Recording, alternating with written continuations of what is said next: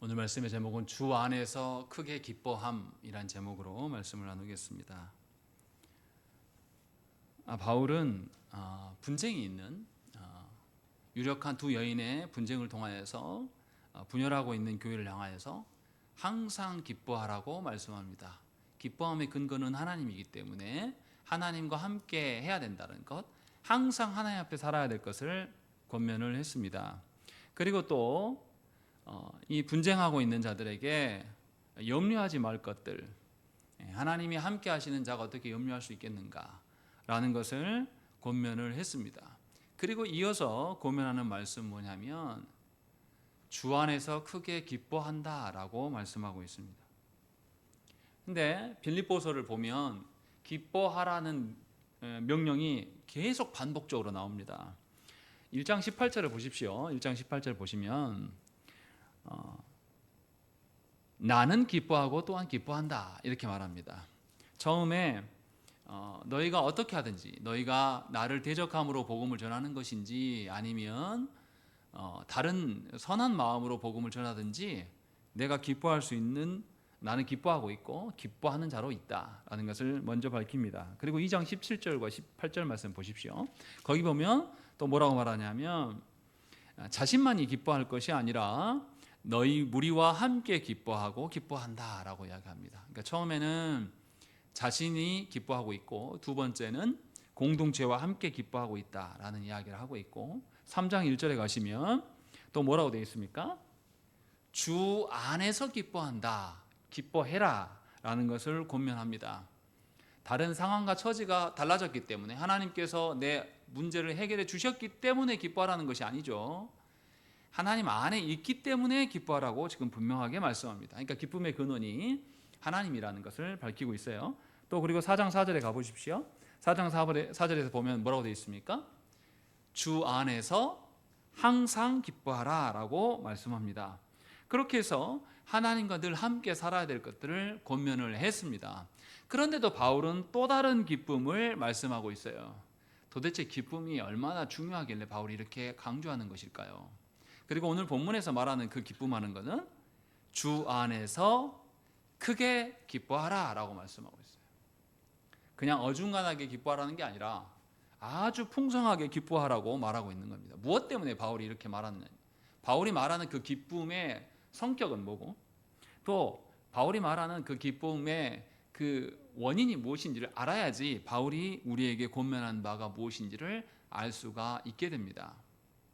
그래서 바울은 빌립보서에서 기쁨에 대해서 점진적으로 계속 지속해서 확장시키고 있는 것을 볼 수가 있어요. 처음에는 자신에게서, 공동체와 함께, 또 항상 기뻐할 것, 또 주 안에서 기뻐할 것들, 이것을 하면서 점진적으로 기쁨의 깊이와 그 기쁨의 근원이 하나님 나라로부터 오는 것, 그러니까 세상이 말하는 기쁨하고는 전혀 다른 것이라는 것을 우리에게 알려주고 있습니다. 오늘 본문에서는 왜 우리가 크게 기뻐해야 되는가라는 것을 우리는 알아야 됩니다. 그래서 바울은 그 이야기를 하고 있어요. 근데 보십시오. 10절을 시작할 때 봐보세요. 내가 주 안에서 크게 기뻐하는 근거가 뭐냐? 너희가 나를 생각하던 것이 이제 다시 싹이 났기 때문이다 라고 말하고 있어요. 다시 말하면 빌립보 교회가 자신을 걱정하고 염려하고 있다, 자신을 늘 아끼고 있다라는 것을 이야기를 하고 있어요. 그런데 이제 다시 싹이 났다라고 말하는 것은 중간에 그 자신을, 바울을 향한 그 생각이 계속 지속됐다는 소리입니까? 아니면 오래 기다렸는데 이제서 싹이 나고 있다라고 말하는 겁니까? 이게 효과적으로 드러나지 않았다라는 것을 전제로 지금 말하고 있어요. 그래서 이제서 다시 싹이 났다라고 말하고 있는 거예요. 왜 그럴 수밖에 없습니까? 바울이 빌립보 교회를 떠났어요. 떠나서 다른 지역에서 복음을 전하기 때문에 바울을 마주할 기회가 없습니다. 또 바울이 지금 어떤 상황이 있습니까? 바울은 옥에 갇혀 있습니다. 그래서 바울이 어떤 형편인지 알 수가 없어요. 그러니까 빌립보 교회 성도들이 바울을 생각하지 않았다는 뜻이 아니라 생각은 했어요. 생각은 했지만 이것이 구체적으로 꽃피워서 드러날 어떤 그런 상황이 아니었다라는 거죠. 그래서 그 뒤에 뭐라고 말합니까? 10절 보시면 너희가 또한 이를 위하여 생각은 하였으나 기회가 없었다라고 분명하게 말씀하고 있는 겁니다. 그러니까 빌립보 성도들은 구체적으로 바울을 염려하고 생각은 하고 있었지만 바울이 어떤 상황이 있는지 그리고 또 그에게 마주할 수 없는 상황이 있어서 뭔가 바울을 염려하는 것을 겉으로 드러내지 못했다라는 겁니다. 이 말이 무슨 말이냐면 빌립보 성도들이 하나님 말씀을 듣긴 들어도 자기 삶에 꽃 피우지 못하는 것과 비슷하게 설명하고 있는 거예요. 생각만 하고 있지 삶이 바뀌지 않는 것. 요 이야기를 지금 하고 있는 겁니다. 그래서 바울이 분명하게 빌립보 성도들의 마음을 잘 알고 있음을 표현해 줍니다. 왜 이렇게 표현합니까? 서로 볼 수 없는 상황 가운데 있고 바울은 더구나 옥에 갇혀 있고 그런 상황이 있는데 빌립보 성도들이 너희들이 나를 향한 염려와 걱정이 있었다는 거 내가 안다. 그런데 이것이 구체적으로 행할 기회가 없었고 그냥 마음속으로만 있었다는 것, 내가 그거 좀 더 잘 알고 있다라는 것을 확인시켜 주는 것은 상호 간의 사랑의 관계임을 확인하려고 지금 말하고 있는 겁니다. 그리고 바울이 이제 다시라고 말하는 것은 뭔가 바울과 빌립보 성도들 간의 상황이 달라졌어요. 그러니까 그 상황이 달라지기까지 바울이 빌립보 성도들을 잊지 않았어요. 빌립보 성도들도 바울을 향한 생각들을 잊지 않고 있었음을 지금 말하고 있는 겁니다. 그러니까 바울을 보십시오. 좀처럼 하나님을 향한 마음으로 또 복음의 전파자인 자신을 위한 그 마음의 표현들이 빌립보 성도들이 하지 않았어요. 좀처럼 하지 않았단 말이죠. 바울이 빌립보 성도들에게 원하는 것은 무엇이겠습니까? 복음을 듣고 확 달라지는 거죠. 이런 결과가 나타나지 않았어요. 그때 바울이 어떻게 했냐면 포기하지 않았다는 거죠. 이제 다시 싹이 나기 시작했다라는 것은 그간에 기다렸다는 겁니까? 포기했다는 겁니까? 계속 기다리고 있었음을 이야기를 하고 있는 거죠. 아주 오랫동안 인내하고 있었고 소망하고 있었다는 겁니다. 그리고 그 소망의 실체가 드러나기 때문에 바울이 크게 기뻐한다라고 말씀하고 있는 거예요. 이것이 지금 바울이 강조하는 겁니다. 바울만 그런 게 아니라 빌립보 성도들도 바울을 향하여서 마음을 잊지 않고 있었어요. 그러나 겉으로 드러낼 만큼 그 정도의 열매는 절대 아닙니다. 그러나 이것이 이제 드러나게 되니까 바울이 이것을 확인함으로 말미암아서 내가 너희들의 마음을 안다라는 것을 이야기를 하고 있는 겁니다. 우리는 어쩔 때 인내할 수 있습니까? 서로가 사랑의 관계일 때 인내할 수 있어요. 그리고 그 사람을 인내하고 오랫동안 기다렸는데 그가 정말로 말씀으로 변화되는 것이 나타나면 크게 기뻐할 수 있게 됩니다. 사랑하지 않는 사람에게는 우리가 기대하지 않아요. 적당하게 몇 번 해보고 안 바뀌잖아요. 그러면 우리 스스로 마음 문을 닫습니다. 더 이상 기대하지 않아요. 원래 그 사람은 그랬어 라고 하면서 포기합니다. 근데 바울은 지금 그렇게 말하고 있지 않아요. 빌립보 성도들 향하여서 분명히 소망 없다고 말하지 않습니다. 사랑함으로 오랫동안 인내하고 기다렸습니다.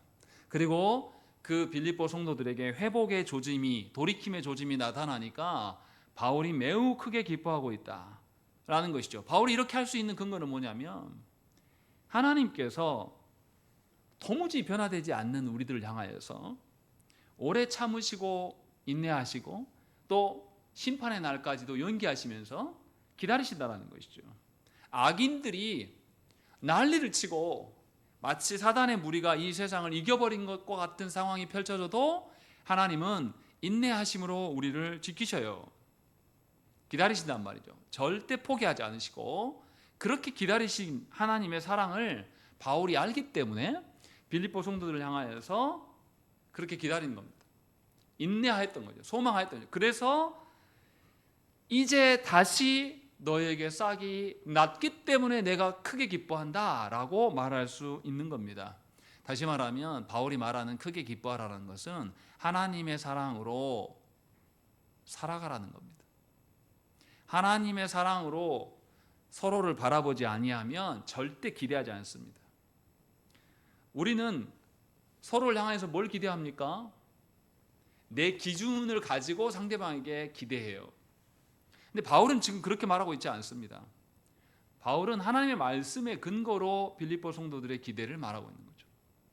그리고 그것이 드러났을 때 바울은 말씀대로 변화되는 성도들을 보면서 크게 기뻐했다라는 것이죠. 그러니까 하나님의 말씀으로 사랑하라는 겁니다. 하나님의 말씀으로 사랑하지 않으면 크게 기뻐할 것이 없어요. 분명하게 우리에게 요구하는 바는 뭐냐면, 교회가 힘써야 될 것은 뭐냐면 하나님의 말씀으로 인한 영혼의 변화예요. 그리고 그 사람이 말씀으로 변화되지 않을지라도 하나님께서 나를 향하여서 기다려주신 그 사랑을 조금이라도 안다면 우리는 포기하지 않고 기다릴 수 있어야 된다는 것을 말하고 있는 겁니다. 이게 우리 안에 있냐 이 말이죠. 바울은 지금 이 이야기를 하고 있는 거예요. 그래서 크게 기뻐하라고 말하는 겁니다. 크게 기뻐할 날이 있다. 그날을 위해서 하나님의 말씀을 지켜 소망의 끈을 갖고 사랑할 수 있다라는 것을 지금 말하고 있는 겁니다. 그리고 바울이 이어서 뭐라고 하냐면 11절 말씀 한번 읽겠습니다. 시작.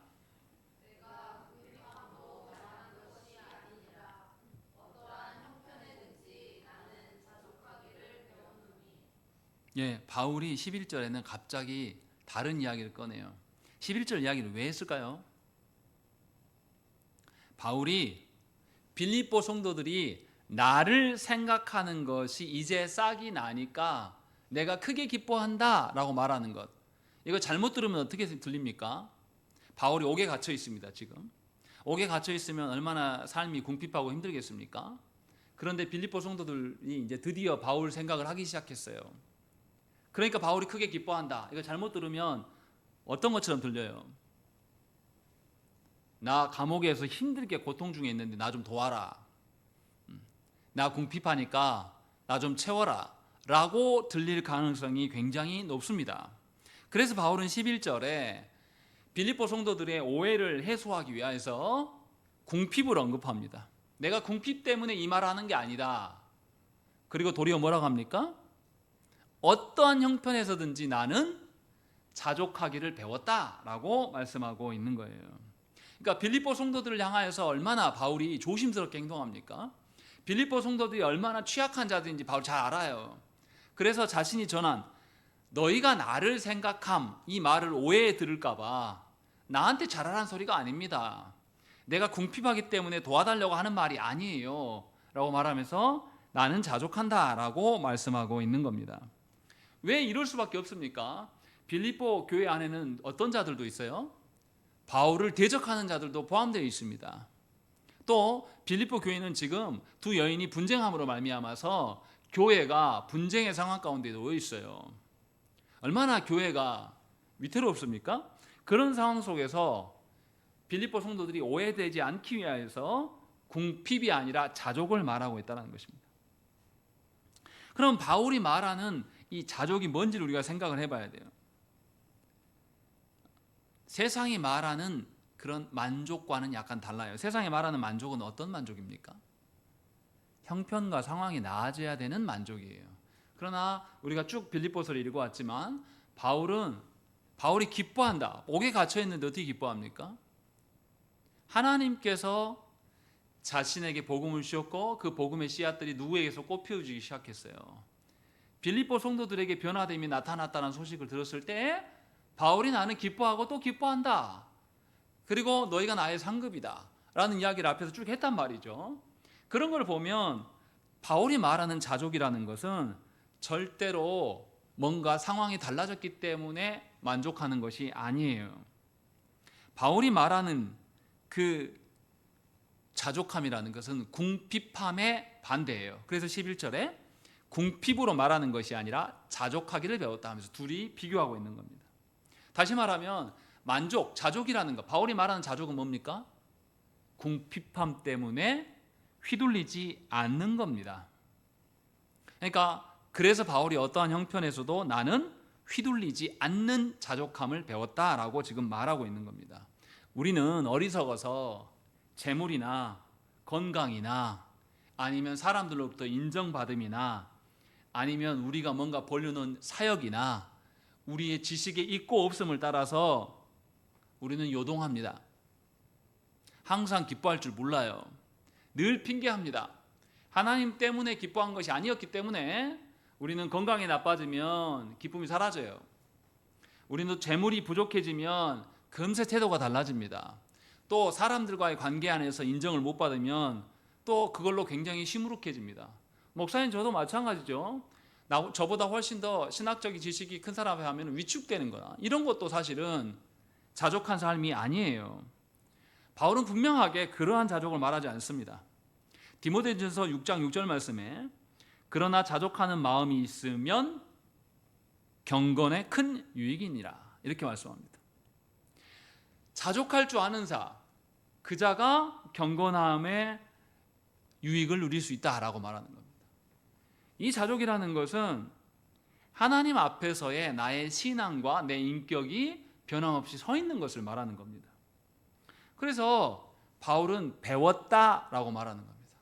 바울이 배웠다라고 말하는 것은 배우지 못한 때가 있었다라고 말하는 거죠. 바울도 자족하지 못할 때가 있었다라고 지금 전제로 말하고 있는 겁니다. 바울이 어떤 상황이 있었습니까? 고린도서 12장 7절 말씀에 여러 계시를 받은 것이 지극히 크므로 너무 자만하지 않게 하시려고 내 육체의 가시 곧 사탄의 사자를 주셨으니 이는 나를 쳐서 너무 자만하지 않게 하려 하심이라 이렇게 말씀합니다. 바울에게 무슨 병이 있었는지 알 수 없지만 육체의 가시가 있었다라고 바울은 이야기합니다. 그 육체의 가시가 얼마나 고통스러웠는지 사탄의 사자라고 표현하기까지 했어요. 그러니까 그 육체의 가시가 바울을 굉장히 힘겹게 하고 요동하게 했다. 신앙이 흔들릴 정도의 그 요동함이 나에게도 있었다. 그래서 그 다음 절에 바울이 뭐냐면 이것을 제거해달라고 하나님께 3번이나 간구했었다라고 이야기를 합니다. 그런데 하나님 들어주십니까? 하나님은 바울의 간구를 듣지 않으십니다.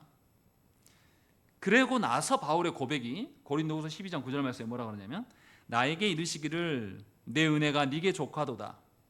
이는 내 능력이 약한 데서 온전하여짐이라 하신지라. 그러므로 도리어 크게 기뻐함으로 나의 여러 약한 것들에 대하여 자랑하리니 이는 그리스도의 능력이 내게 머물게 하려 함이라. 바울이 이렇게 고백한다는 것이 이 고백이 굉장히 중요합니다. 바울은 하나님께서 자신에게 응답하지 않으신 것 이것을 하나님의 은혜로 여깁니다. 우리는 하나님께서 내 뜻대로 응답해 주지 않은 것에 대해서 우리는 원망합니다. 불평해요. 하나님께서 선하게 나를 바꾸실 거다라는 그 마음으로 그 신뢰함으로 한결같이 서 있지 않아요. 내 상황이 조금만 나빠지면 바로 우리는 태도를 바꿉니다. 그리고 하나님이 나에게 어떻게 이렇게 할 수 있냐 이런 태도를 갖춰요. 근데 바울은 하나님께 3번이나 간구했어요. 바울이 육체의 가시를 제거해달라고 3번이나 간구한 것은 사탄의 가시가 될 정도로 자기 사역에 자기의 신앙에 위협이 되니까 간구한 거예요. 우리처럼 나 잘 되려고 나 편하려고 간구한 거 약간 다른 거예요. 그러함에도 하나님이 안 들어주셨다는 거죠. 그런데 바울은 그것을 푸념하지 않았습니다. 오히려 뭐라고 말하냐면 너에게 은혜가 족하다라고 하나님 말씀하셨다는 거죠. 네 가시가 있는 것 자체 이것도 이미 은혜가 족한 것이다라고 말씀했어요. 그러니까 바울이 말하는 만족의 근거는 뭡니까? 자기가 볼 때 아무런 고통이 없는 상황을 만족이라고 말하지 않아요. 바울은 하나님께서 나에게 고통이 필요하다라고 말씀하시면 나에게 고통이 있는 상태 그 상태가 바울의 만족의 조건입니다. 여러분들 적용하면 그런 거예요. 여러분들 인생을 살아가면 여러분 인생에서 부족과 결핍이 있습니까 없습니까? 우리는 항상 부족과 결핍을 느껴요. 그런데 그 부족과 결핍을 누가 주관해서 주시냐면 위에 계시는 하나님께서 주시는 거예요. 그러면 그 부족과 결핍의 상황을 수용할 수 있어야죠. 이게 은혜라고 바울은 말합니다. 그리고 거기다가 뭐라고 말하냐면 나의 여러 약한 것들에 대하여 자랑한다. 왜냐하면 내 약한 것 안에 그리스도의 능력이 머물기 때문이다 라고 말씀하고 있는 거예요. 다시 말하면 바울에게 뭔가 결핍과 부족이 생기는데 그 결핍과 부족이 있음을 누가 메꾸신다? 그리스도께서 메꾸심으로 말미암아서 나의 신앙이 흔들리지 않게 된다. 그래서 나는 그리스도의 능력을 늘 맛본다. 그래서 나는 자족하는 것이다. 라고 이렇게 말씀하고 있는 겁니다.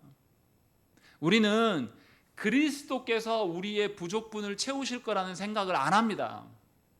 우리는 나에게 드러난 결핍과 부족이 나타나면 그것을 감추려 한다든지 은밀하게 하나님께서 해결해 주시기를 원해요. 그래야지 직성이 풀리는 그런 죄된 본성을 가진 자들입니다. 그런데 바울은 그렇게 말하지 않습니다. 분명하게 바울이 말하는 자족은 나의 결핍까지라도 하나님께서 이루실 거라는 것, 그래서 하나님께서 나를 다 지탱해 주실 것이라는 그 신뢰의 바탕의 자족입니다. 그래서 결핍이 있어도 바울은 부끄럽지 않아요. 오히려 자랑한다고 이야기합니다. 왜냐하면 나의 부족분을 누가 메꾸실 거니까. 하나님께서, 그리스도께서 나의 부족분을 메꿔 가실 것이기 때문에 사람들이 나를 보겠습니까? 그리스도의 능력을 보겠습니까? 그리스도의 능력을 보게 될 것이다. 이 이야기를 하고 있는 거예요. 그러니까 우리의 결핍과 부족은 도리어 하나님의 사랑을 확증할 수 있는, 확인할 수 있는 방편입니다. 그래서 바울은 이것을 근거로 자기의 부족한 부분, 자기의 연약한 부분을 감추려 하지 않아요. 여러분들은 어떠십니까? 여러분들은 여러분들의 부족함과 결핍을 하나님 앞에서 드러내기를 원하십니까? 감추려고 합니까? 여러분들은 여러분들의 결핍과 약점을 가리우기 위해서 사람들 앞에서 막 마음을 쓰고 발버둥 치지 않습니까? 그렇다면 절대 자족할 수 없어요. 우리의 부족과 결핍은 막아지지도 않고 감춰지지도 않습니다. 하나님만이 역사하실 때 그 부족과 결핍에도 불구하고 우리가 하나님 나라로서, 하나님의 교회로서 사라지게 하시는 거예요. 이것이 은혜라고 바울은 말하고 있는 겁니다. 저도 개척하기 전까지는 몰랐어요. 정말 두려웠습니다. 내가 그래도 좀 어떤 배경이 있어야지 개척해야 되지 않겠는가라고 하면서 개척의 기회를 하나님께서 서울에서 주셨고 여러 번 주셨는데 안 했어요. 두려워서. 제 생각이 있기 때문에.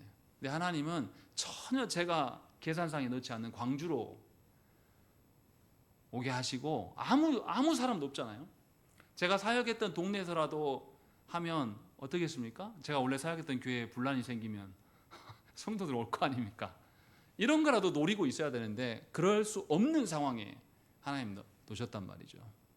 그리고 10여 년 동안 지켜오면서 제가 느끼는 건 뭐냐면 사라지더라. 내가 생각한 대로는 아니었어요. 그런데 하나님께 방식대로 하나님은 사라지게 하셨고 저는 여전히 말씀을 전하고 있습니다.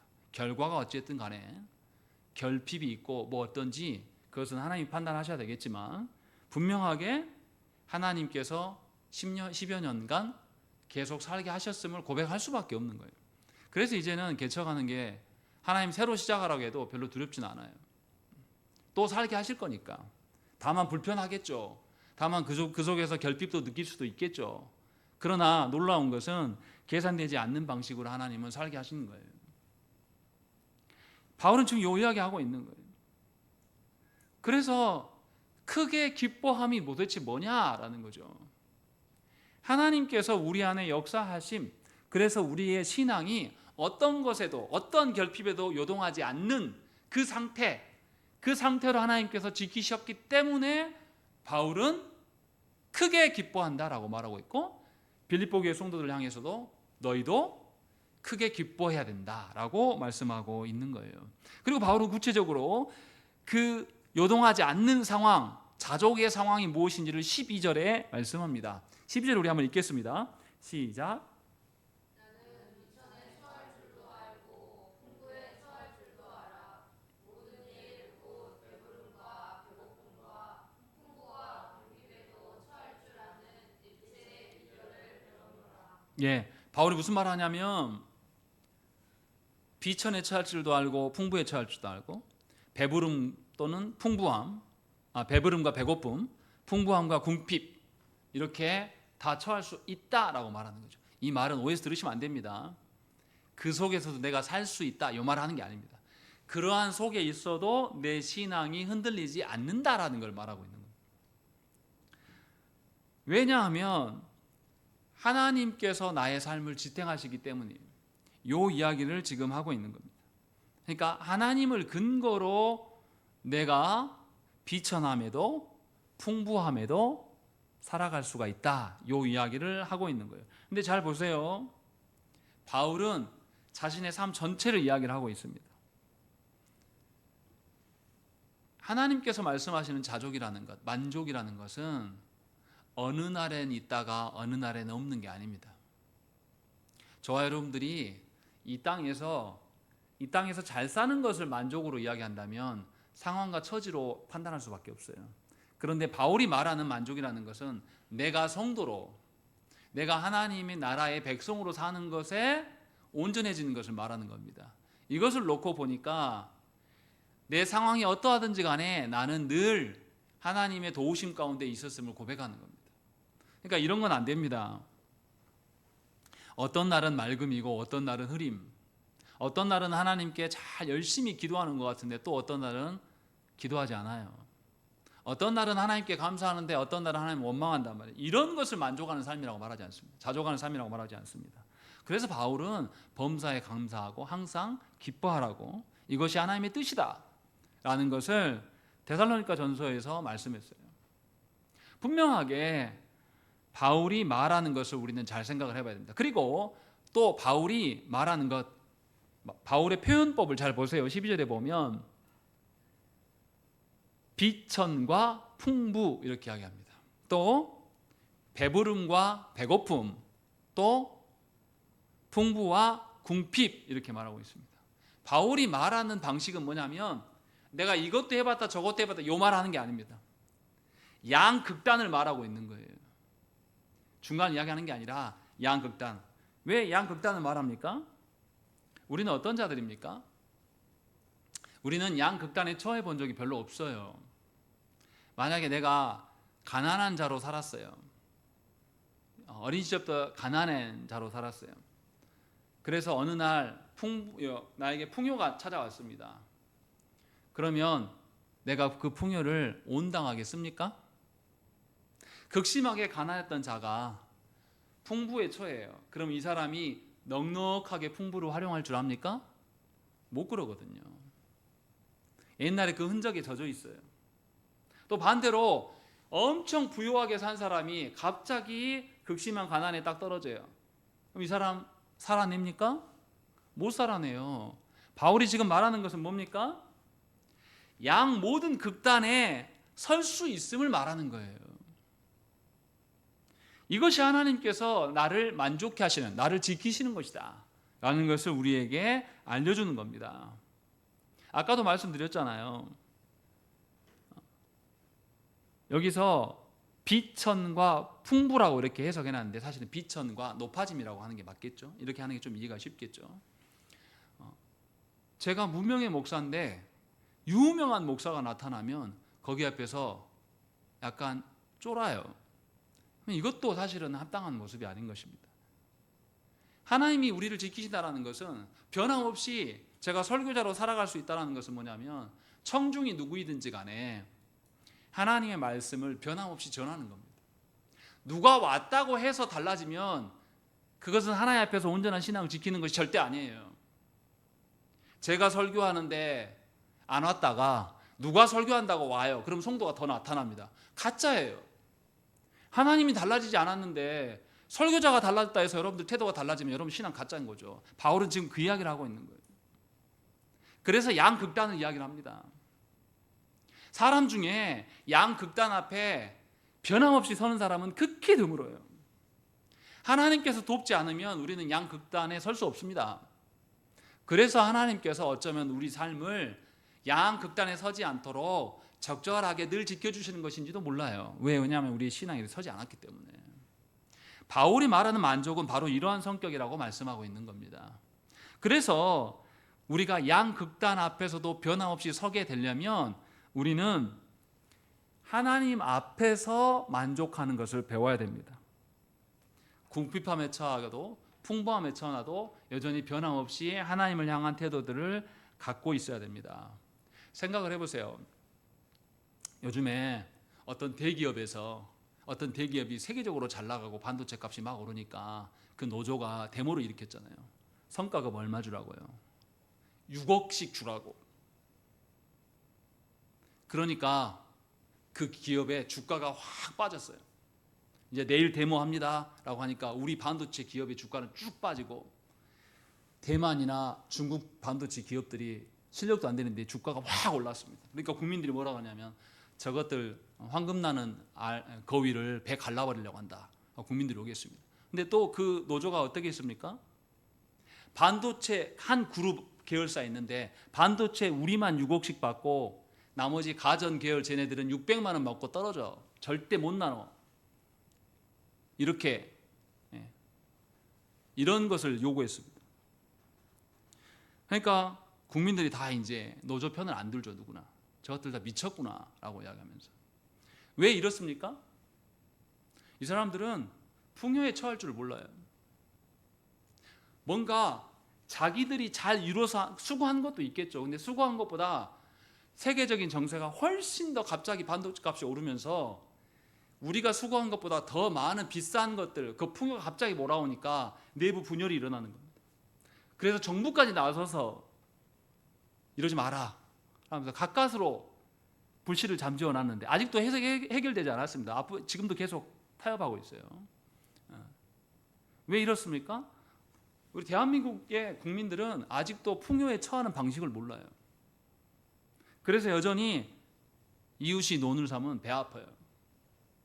나 먹고 살만하고 나 충분한데도 내 이웃이 나보다 더 좋은 거 먹으면 못 견디는 자들, 풍요에 처하는 자들이 아닙니다.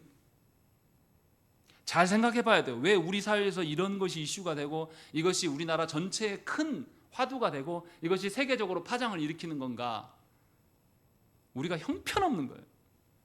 우리가 하나님 앞에 서 있다고 말은 하지만 순전 거짓말입니다.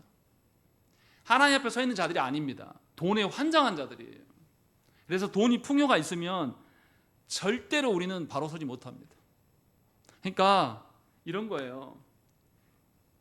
물질이든 도덕이든 뭐든지 간에 뭔가 채워지면 사람들은 자만합니다.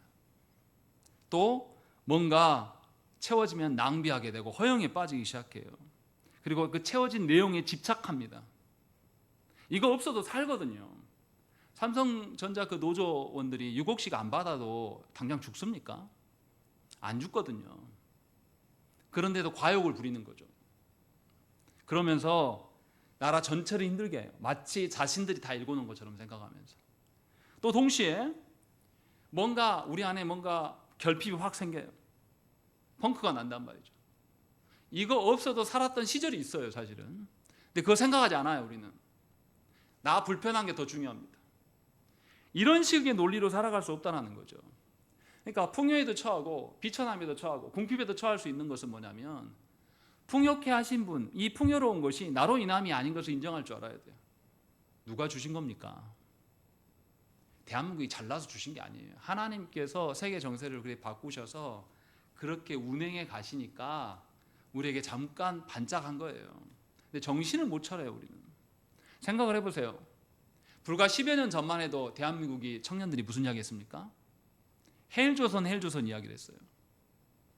이 대한민국을 탈출해야 된다. 얼마나 짓거려댔습니까? 지금은요. 지금은 전부 다 국뽕에 취해가지고 문화도 그렇고 경제도 그렇고 국방도 그렇고 우리가 다 앞서간다 하면서 국민들이 정신을 못 차려요. 불과 10년 전에 우리 그랬거든요. 이 말은 뭡니까? 안 돼도 우리 손에 있다고 생각하는 것이고 잘 돼도 우리 손에 있다고 생각하는 교만함에 빠져 있는 겁니다. 바울은 분명하게 우리에게 이야기를 하는 거예요. 이 양극단을 이야기하면서 이 모든 것을 주관하신 분은 하나님이다. 그러니까 우리에게 뭔가 풍요가 일어나면 그 풍요의 근원이 하나님으로부터 온 것을 알고 하나님께 감사할 줄 알아야 돼요. 풍요로운 그것에 집착해가지고 그것에 빠져 있는 것이 아니라 하나님께로부터 왔다. 그러면 이 넘치는 것을 다시금 하나님의 복음을 위해서 써야 되지 않겠는가라는 생각을 가져야 한다는 거죠. 이것이 자족하는 거라고 말하는 거예요. 또 반대로 내가 살아가는데 뭔가 생각지 못한 큰 펑크가 났어요. 그것이 경제적인 것인지 건강이든지 아니면 관계든지 간에 그러면 이 펑크난 것에 대해서 이것을 펑크나게 하신 분은 하나님이란 말이죠. 그럼 우리는 누구한테 매달려야 됩니까? 하나님께 나아가야 돼요. 하나님 앞에 내 마음이 요동하지 않을 수 있도록 간구해야 되는 것입니다. 이것이 만족하는 삶이고, 이렇게 살아갈 때 우리는 풍요가 왔을 때 풍요를 나눌 수 있는 자가 되는 겁니다. 그러니까 풍요에도 처할 줄 알고 결핍에도 처할 수 있는 것은 하나님께 감사하는 겁니다. 하나님으로 기뻐하는 거예요. 또한 풍요로운 것을 나누는 겁니다. 분배할 줄 모르는 인간이 그리스도인일 리가 없어요. 대한민국이 얼마나 풍요롭습니까? 그런데 복음을 위해서 하나님 주신 것을 내놓지 못하는 것, 그건 그리스도인이 아닙니다. 자기 것을 내놓지 못하는 사람은 반드시 하나님의 복음과 상관없는 삶을 사는 자예요. 바울은 지금 그 이야기를 하고 있는 겁니다. 그래서 바울은 고린도전서 4장 7절 말씀에 우리에게 채워진 것 중에 무엇이든지 주께서 채우지 않은 것이 없다, 주께로 다 받은 것이다 라고 분명하게 밝힙니다. 그러니까 저와 여러분들이 자족하려면 어떤 방식으로 우리가 살아가는지 알아야 돼요.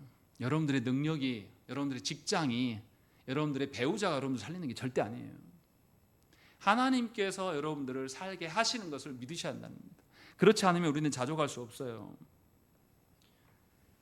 그렇지 않고 여전히 사람들 앞에서 나를 발견하려고 하면 우리는 그 궁핍함에서 허덕입니다.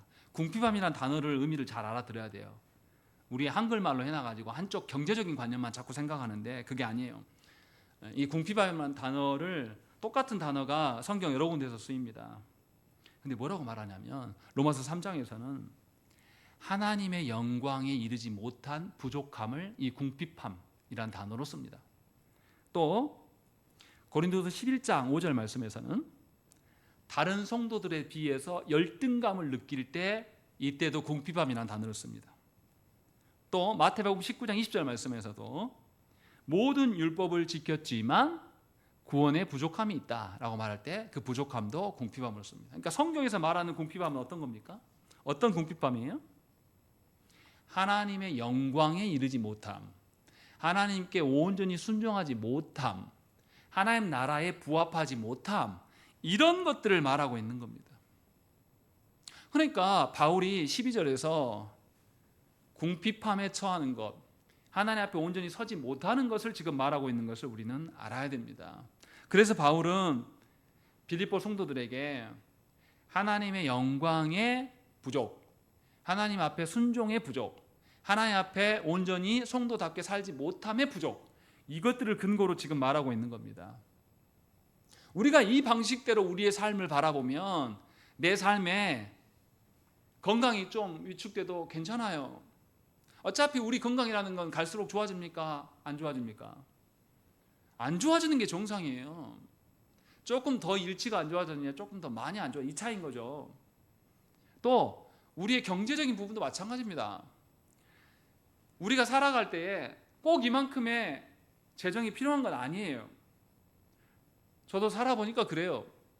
10여 년간 궁핍하게 살아보니까 이렇게도 사라지고 저렇게도 사라지더라고요. 근데 제가 계산만 못하는 것뿐입니다. 제가 대처만 안 했을 뿐이지 하나님께서 살게 하셔요. 궁핍하고 없으면 없는 대로 살게 하고, 조금 더 풍요로우면 풍요로운 대로 더 제가 낭비하는 걸 발견하게 됩니다. 오히려 하나님은 그 가운데서 여전히 나를 목사로, 성도로 지켜주시는 것을 발견하게 되는 겁니다. 바울은 지금 이 이야기를 하고 있는 거예요. 그래서 성경은 분명하게 하나님 앞에서의 궁핍이 뭔지를 생각하라고 말합니다. 우리가 하나님 앞에서 요동하는 이유는 뭐냐면 하나님의 어떠하심에 대한 부족 때문에 그래요. 우리가 인생에서 괴로운 이유는 뭐냐면 하나님 앞에서의 부족함을 따지지 않아요. 세상이 말하는 부족함에 눈이 멀어가지고 그것에 우리가 붙들려 있기 때문에 하나님 앞에 온전하게 서지 못하는 겁니다. 바울은 그래서 분명히 자족을 이야기를 하는 겁니다. 여러분들은 자족하십니까? 여러분들은 무슨 기준으로 만족을 이야기하십니까? 분명하게 성경은 우리에게 묻고 있는 겁니다. 그리고 나서 13절의 말씀을 해요. 읽겠습니다. 13절 많이 들은 말씀입니다. 읽겠습니다. 시작.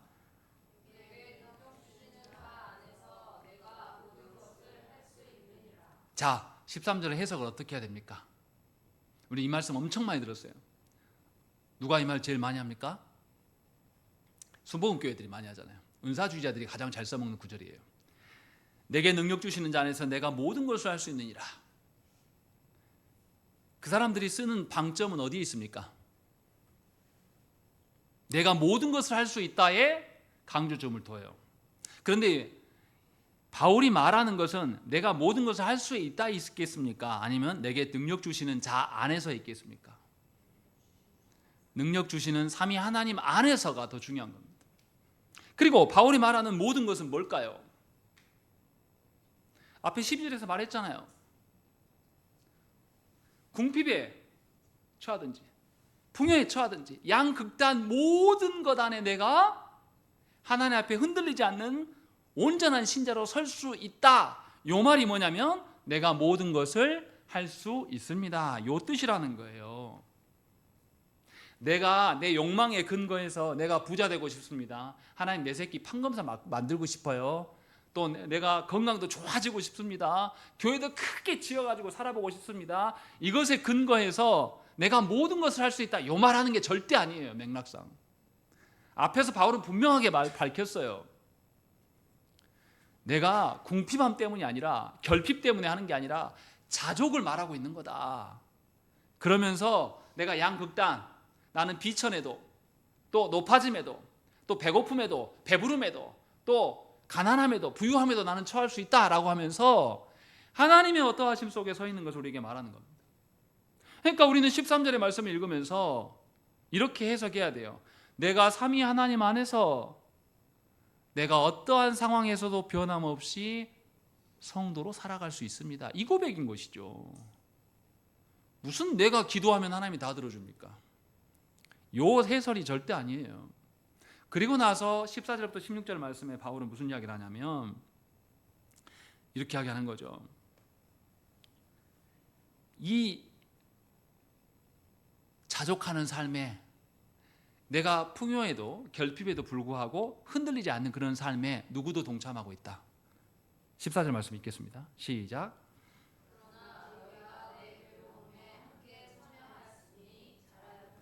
예, 누가 괴로움에 참여했다고 말합니까? 빌립보 성도들이 참여하고 있다는 거죠. 괴로움이라고 말한 이유는 뭡니까? 바울이 13절에서 내가 모든 것을 할 수 있습니다 라고 말했던 이 모든 것은 어떤 겁니까? 하나님께서 주신 사명의 일들, 하나님 앞에서 명하신 성도로 살아감, 하나님께서 명하신 교회로 살아감을 말하고 있는 겁니다. 이 일에 우리가 말씀대로 살려고 하고 우리가 하나님 나라 백성으로 살려고 하면 우리는 세상으로부터 멸시를 당하고 조롱을 당합니다. 또 세상으로부터 비난의 말도 들어요. 그 말을 누가 합니까? 모르는 사람이 말하지 않아요. 여러분들 잘 아는 사람이 말합니다. 여러분 가족부터 건드려요. 여러분들의 친척부터 여러분들 신앙생활 하는데 방해합니다. 그런 이야기를 들었을 때에 우리가 고난이 오고 괴로울 수밖에 없습니다. 바울이 말하는 괴로움 바로 이거예요. 그러니까 빌립보 성도들이 바울이 전하는 복음, 이 복음 전하는 일에 같이 협력함으로 말미암아 빌립보 성도들도 이 괴로움에 지금 참여하고 있다고 말하는 겁니다. 칭찬하고 있는 거예요. 바울이 말하는 이 괴로움이 어떤 겁니까?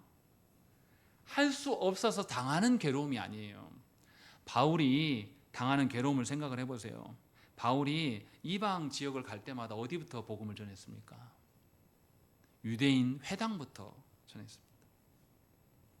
유대인 회당을 전하면 바울이 복음을 전하는데 효과적입니까? 방해거리가 됩니까? 아니 그 지역에 유대인들을 가가지고 들쑤신단 말이에요. 벌집부터 건드려 놓고 시작한단 말이에요. 근데 바울이 왜 이 방식을 포기하지 않습니까? 주께서 명하신 것이기 때문에 이 방식을 지금 계속 고수하고 있는 거예요. 다시 말하면 바울이 말하는 괴로움이란 건 어쩔 수 없이 당하는 괴로움이 아니에요. 하나님의 자녀답게 하나님의 복음의 전도자로 살려고 능동적으로 하나님이 주신 방편대로 적극적으로 살면서 드러나는 괴로움이에요. 빌립보 성도들도 마찬가지입니다. 복음의 사역자인 바울을 계속 후원하고 지원하면 빌립보 도시에서 욕먹을 수밖에 없습니다. 빌립보 도시는 로마를 제외하고 가장 로마답기를 원하는 도시예요. 그래서 우상당지도 굉장히 많습니다. 그런 도시에서 처형당한 예수 그리스도에 대한 이야기를 한다라는 것은 미련한 소리를 들을 수밖에 없는 겁니다. 그런데 그러니까 적극적으로 사명의 길, 성도로 살아가려다가 겪는 그 괴로움에 누구도 동참하고 있다. 빌립보 너희 성도들도 참여하고 있으니 내가 기뻐한다 지금 말하고 있어요. 그래서 잘했다라고 이야기합니다. 왜 잘했다라고 이야기합니까? 우리가 적극적으로 주의 이름 때문에 고난 가운데 그 괴로움에 처하면 그 괴로움을 누가 해소하십니까? 하나님께서 친히 해소하실 거예요. 다시 말하면 보이지 않는 하나님이 아니라 우리 삶에 관여하시고 역사하신 하나님을 너희가 만날 수 있다. 그래서 잘했다. 이 이야기를 하고 있는 거예요. 그래서 15절 말씀 읽어보겠습니다. 읽겠습니다. 시작.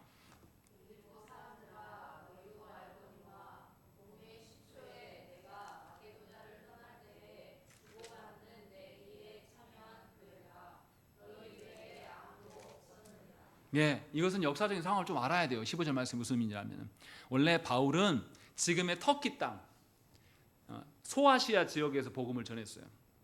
그런데 어느 날 하나님께서 환상을 보여주시는데 바다 건너 에게 건너편에 있는 마게도냐 사람이 자꾸 부르면서 우리를 도우라 한단 말이죠. 그래서 바울이 배를 타고 건너갑니다. 아무것도 없는 땅이에요. 복음도 없고 거기는 자기를 돕는 사람도 자기가 세운 교회들은 다 바다 건너 저편에 있단 말이에요. 지금이야 배 건너는 거 일이 아니지만 예전에는 바다가 있으면은 건너는 게 굉장히 어려워져요. 근데 바울이 건너갔다면 거기가 첫 도시가 어디냐면 빌립보예요. 빌립보에서 복음을 전했습니다. 열매가 맺었어요.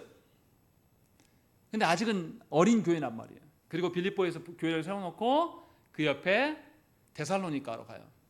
데살로니가 가서 복음을 전했는데 바울이 유대인들에게 굉장히 어려움에 처합니다. 그래서 죽임을 당할 뻔한 소식을 듣고 나서 바울이 야반 도주예요. 그래서 데살로니가가 당시에 마게도냐 전체 지역의 수도였는데 이 수도를 탈출해요. 그래서 베레아 지역으로 도망갑니다. 바울이. 그 어려운 처지에 있었을 때에 빌립보 교회, 그 어린 교회, 빌립보 교회 성도들이 누구를 도왔다? 바울을 도왔다라고 이야기해요.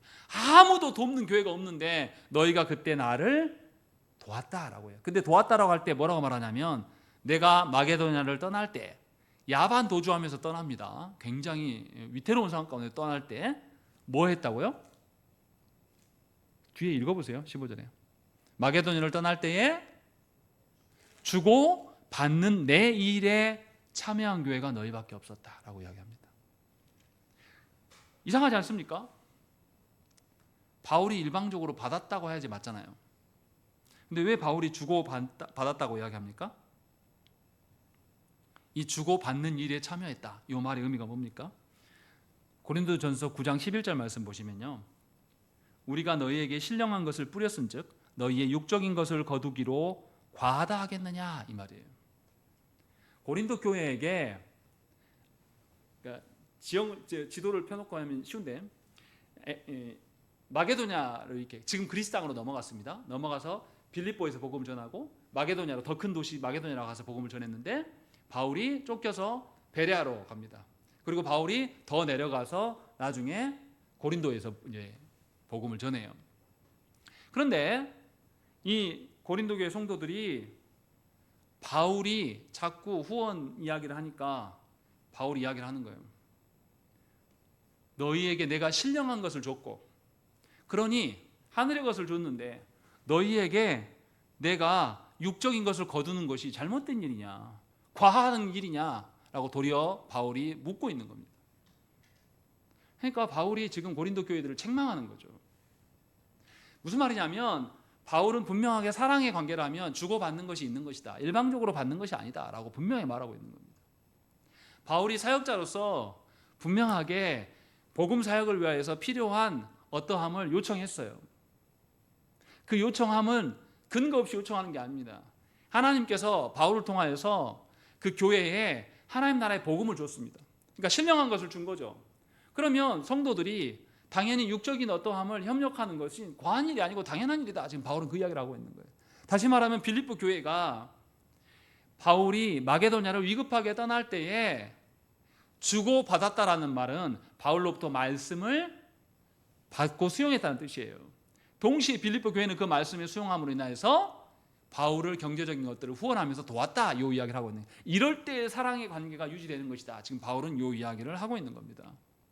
그러니까 빌립보 교회가 바울의 전도 사역에 대해서 전적으로 헌신하면서 동의하고 있었다, 이 이야기를 지금 말하고 있는 겁니다. 그것이 바울이 크게 기뻐함이에요. 바울이 지금 비천에도 처하고 풍부함에 처할 수 있는, 야극단에 처할 수 있는 비결이 뭐냐? 복음을 듣고 복음에 반응하여서 협력하는 사역, 이 이야기를 지금 하고 있는 거죠. 서로 사랑하면요, 자신에게 가진 것들을 어떻게 해서든지 주려고 합니다. 정말 사랑하면 뭔가 멋지고 어떤 수준 높은 걸 주려고만 하는 게 아니라 자신이 가진 것, 작은 거라도 하나 주려고 해요. 이것이 사랑의 관계 안에, 온전한 교제 안에 드러나는 방식이에요. 그래서 하나님께서는 우리에게 하나님 나라의 어떠함을 주시는 것이고, 우리는 이 땅에 살면서 하나님 나라를 세워가는 교회를 위해서 헌신하는 방식으로 우리가 사랑의 교제를 엮어가는 겁니다.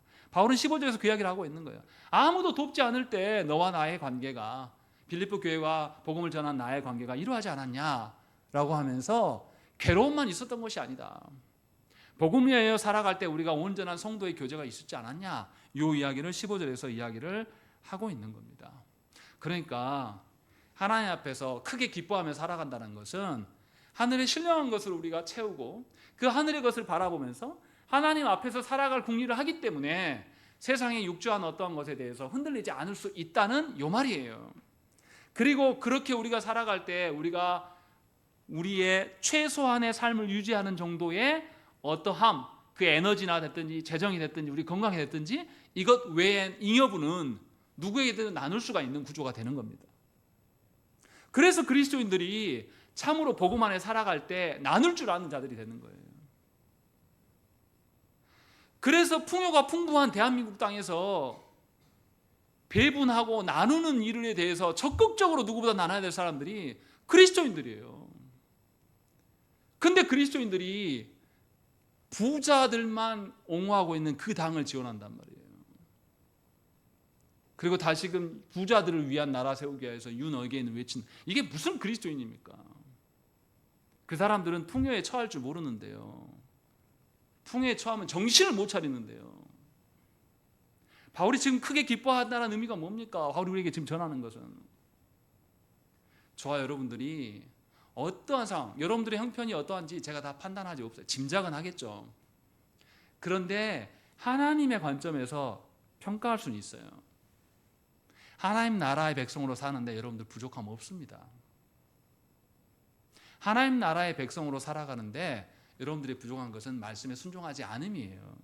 하나님의 영광의 결핍이에요. 하나님이 원하시는 대로 목양하지 않음이에요. 이런 것들에 대한 결핍 우리가 찾아야 되지 않겠습니까? 그리고 그것을 소망하고 살아갈 때 우리는 요동하지 않습니다. 변화되지 않는 성도를 향하여서도 기다릴 줄 아는 거예요.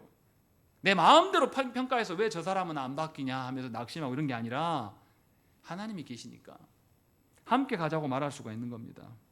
그래서 바울이 뭐라고 말합니까? 16절 말씀 읽겠습니다. 중요한 이야기 있습니다. 읽겠습니다. 시작.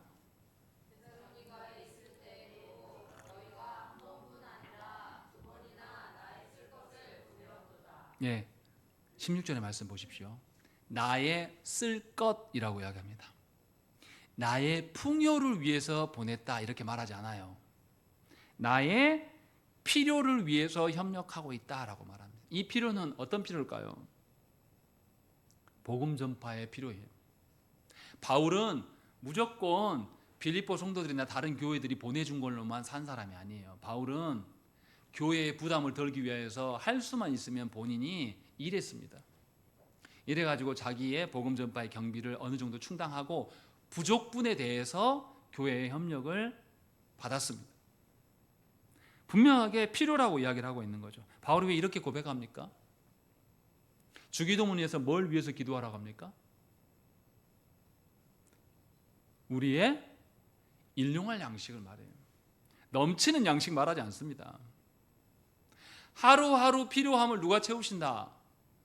하나님께서 채우실 거니까 내가 재물을 쌓아두고 내 재산이 많고 적음에 대해서 울고 웃을 필요가 하나도 없다고 말해요. 주기도문의 정신은. 왜 하루하루를 채우십니까? 이 하나님께서 하루하루 채운단 말이 정말로 물질입니까? 아니에요. 하나님 나라 백성으로 살아갈 만큼 하나님께서 우리를 지키시고 보호한다는 차원에서 말씀해요. 그래서 바울도 나에게 필요한 부분들을 내가 다 메꾸지 못하도 그리스도께서 다른 방식으로 메꿔 가심을 말씀하고 있어요. 그리고 그것에 빌립보 너희가 참여했었다라고 이야기를 하고 있는 겁니다. 그러면 빌립보 교회 성도들이 이쯤 되면 알아들어야죠. 우리가 성도로 살아가면서 크게 기뻐할 수 있는 것은 무엇입니까? 저와 여러분들이 참으로 성도로 살아가며 하나님 나라의 자녀로 살아가며 하나님 나라의 백성으로 이 땅에 하나님 나라를 세우려고 하는가, 그것에 대한 결핍을 찾는 거예요. 그러할 때 우리는 어느 누구도 포기하지 않습니다. 낭망하지 않아요. 근데 그런 방식으로 영혼을 바라보지 않기 때문에 몇 번 내 손으로 해보다가 안 되니까 포기하는 겁니다. 목사님 해봤어요? 안 해봤겠습니까? 이것도 해보고 저것도 해봤어요? 다 여러분 방식이에요. 다시 말씀드리지만 해봤는데 안 돼요. 결핍이에요. 어떤 결핍입니까? 하나님의 은혜의 결핍이에요. 내가 아무리 하려고 하는 거, 내가 누구에게 은혜를 줄 수 있습니까? 없어요. 하나님께서 주시는 거예요. 제일 중요한 건 하나님이 주시는 것의 결핍이에요. 그것을 놓고 기도해야 됩니다. 우리 자녀에게 왜 자녀가 안 달라집니까? 하나님의 은혜를 구해야 돼요. 동시에 하나님의 말씀을 줘야 됩니다. 그것이 우리가 해야 될 전부예요. 근데 하나님의 말씀 주지도 않고 하나님의 은혜를 위하여서 간구하지도 않으면서 그 자녀의 잘됨과 그 자녀의 풍요와 그 자녀의 문제 없음과 그 자녀의 순탄함만을 위해서 기도한단 말이죠. 그 자녀가 하나님 앞에 돌아오지 않는데 순탄하면 뭐 할 거예요? 돈이 많아지면 뭐 하겠습니까? 세상에 푹 담궈져서 세상 사람 되지 않겠습니까? 우리 안에 무엇이 없는지를 알아야 되고 우리 안에 무엇으로 우리가 살아갈 수 있고 우리가 무엇으로 만족할 수 있는지를 분별해야 한다는 것이죠. 그러할 때 우리는 하나님 앞에 크게 기뻐하는 삶을 살아갈 수가 있다고 말하는 겁니다. 이것이 바울이 빌립보 교회에게 권면하는 말씀이에요. 성도된 우리가 세상과 다른 방식으로 만족하며 산다고 생각을 해보세요. 그리스도인들 모두가 하늘의 어떠함으로 하나님 나라를 세우는 일에 대해서 기꺼이 내어줄 줄 알고 사람들에게 나눠줄 줄 알고 풍요로 인하여서 어쩔 줄 모르는 게 아니라 풍요에도 처할 줄 알고 또 궁핍에도 처하는 모습 변함없이 하나님 향한 마음도 우리가 산다고 해보십시오. 세상이 우리를 함부로 할까요? 세상이 우리에게 멸시와 조롱만 할 수 있을까요? 그럴 수 없습니다. 조국 교회는 하나님 앞에서 크게 기뻐하는 삶을 잃어버렸습니다. 우리도 마찬가지예요. 바울이 권면하는 말씀을 잘 들어야 됩니다. 무엇 때문에 기뻐하십니까? 여러분들은 하나님 나라의 백성으로 살기 위하여서 그 일에 매진하고 그 일의 부족분을 헤아리면서 살아갑니까? 아니면 여전히 세상의 관점으로 돈, 건강, 명예, 관계 뭐 이런 것들로 인하여서 시달리고 있습니까? 분명하게 주 안에서 크게 기뻐하라고 명하십니다. 우리가 주 안에서 기뻐하지 않고 살아가면 반드시 하나님께서 결산하실 거예요.